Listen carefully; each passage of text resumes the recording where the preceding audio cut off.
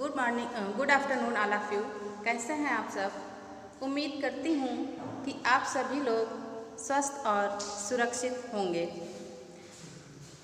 आपका चतुर्थ सेमेस्टर प्रथम यूनिट का प्रथम टॉपिक आज हम शुरू करने जा रहे हैं।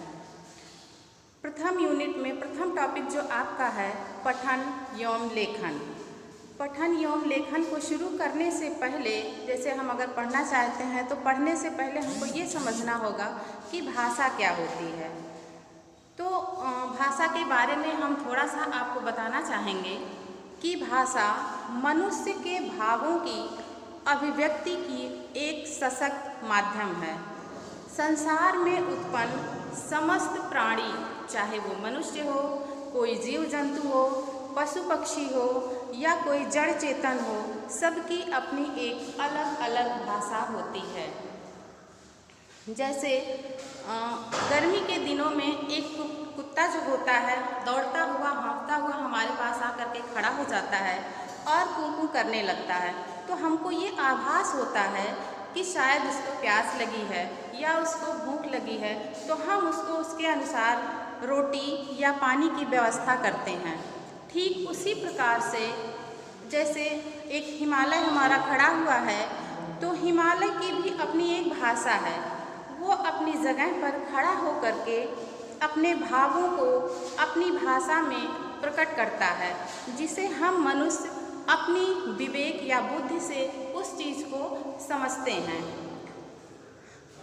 तो जैसे हिमालय अपनी जगह पर खड़ा हुआ है, तो वो जो भाषाओं को बोलता है, कहता है, तो उस चीज़ को एक कवि ने अपनी भाषा में प्रकट किया है या व्यक्त किया है।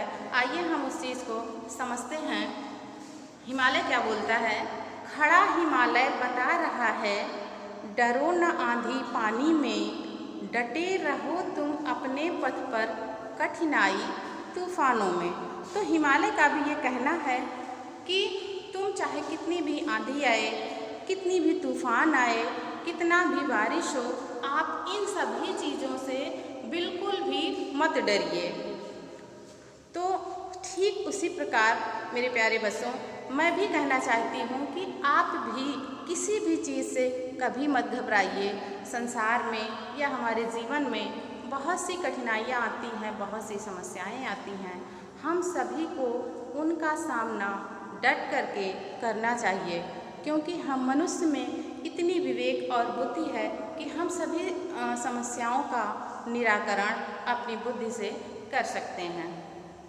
तो हम मनुष्य अपने भावों को व्यक्त करने के लिए, अपने विचारों को अगले व्यक्ति तक पहुंचाने के लिए जिन चीज़ों का प्रयोग करते हैं वो हैं दो चीज़ों से करते हैं। जैसे पहला है बोलकर और दूसरा लिखकर। तो हम इन दो चीज़ों से अपने भावों को व्यक्त करते हैं। आइए देखते हैं।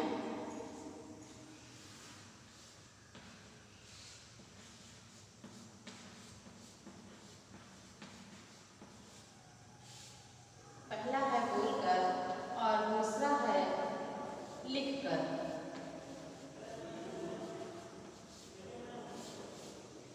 अपने भाव और विचारों को हम दो तरह से प्रकट करते हैं, पहला बोल करके और दूसरा लिख करके। तो जिन चीज़ों को हम बोलते हैं तो ये हमारी मौखिक भाषा होती है, और दूसरा जो हम लिख करके अपने विचारों को प्रकट करते हैं वो हमारी लिखित भाषा कहलाती है। तो जो हम बोलते हैं, हम ये सोचते हैं कि क्या जो बोला गया है वो भाषा सिर्फ कानों का ही विषय है। नहीं, भाषा सिर्फ कानों का विषय नहीं बल्कि आँखों का भी विषय होता है। कानों का विषय होता है जैसे मौखिक भाषा जो हम सुनते हैं लोगों के द्वारा रेडियो से, या मौखिक जो हम सुनते हैं ये हमारी कानों का विषय हो जाता है। लेकिन आँखों का जो होता है वो है जैसे समाचार पत्र पढ़ना, किताबें पढ़ना, इन चीज़ों को जो है हम लिखित भाषा के माध्यम से पढ़ते हैं। तो ये बोल करके पढ़ी जाती है। और भाषा के दो रूप हैं, बोलकर और लिखकर। लेकिन जो हमारी भाषा है इसके कितने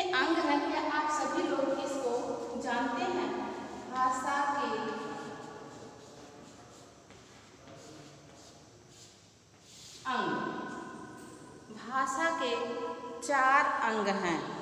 शायद आप लोगों ने इससे पहले हिंदी में पढ़ा भी होगा। ये 4 अंग कौन कौन से होते हैं, ये हमारे चतुर्थ सेमेस्टर के प्रथम यूनिट में जो है इसमें भाषाई कौशल के अंतर्गत बताया गया है। पहला है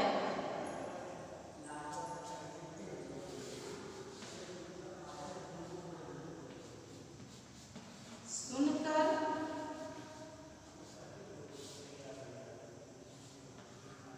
दूसरा है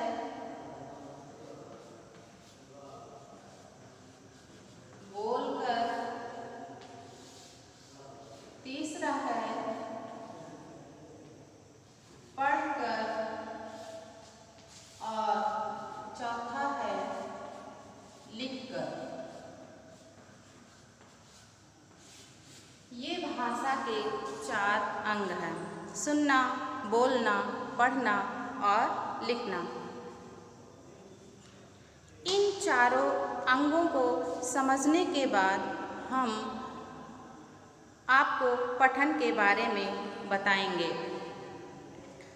जैसे आपने अभी पढ़ा कि भाषा केवल कानों का ही विषय ना हो करके बल्कि आँखों का विषय भी है। आँखों का विषय मतलब जो चीज़ों को हम देखते हैं, जैसे हमारे चित्रकार लोग होते हैं। चित्रकारों ने, हमारे महान चित्रकार ऐसे हैं जो बहुत अच्छी अच्छी मूर्तियाँ बना देते हैं, बहुत ही अच्छे अच्छे पोस्टर बना देते हैं। जैसे आपने देखा होगा मोनालिसा की तस्वीर, तो उस तस्वीर में क्या ऐसा रहस्य है, ऐसी कौन सी चीज़ है जिसको हम जिधर से भी देखते हैं तो हमें लगता है कि वो हमको मुस्कुराते हुए दिख रही हैं।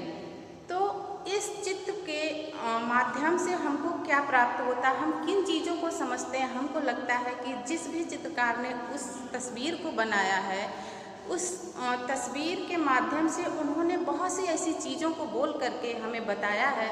हम जब देखते हैं तो बहुत सी भावनाएं हमारे दिल दिमाग में उत्पन्न हो जाती हैं कि ये क्या बोलना चाह रही हैं, क्या कहना चाह रही हैं।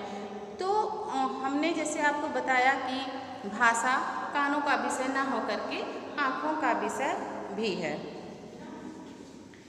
तो मेरे प्यारे बच्चों, आज आपने पढ़ा भाषा के बारे में।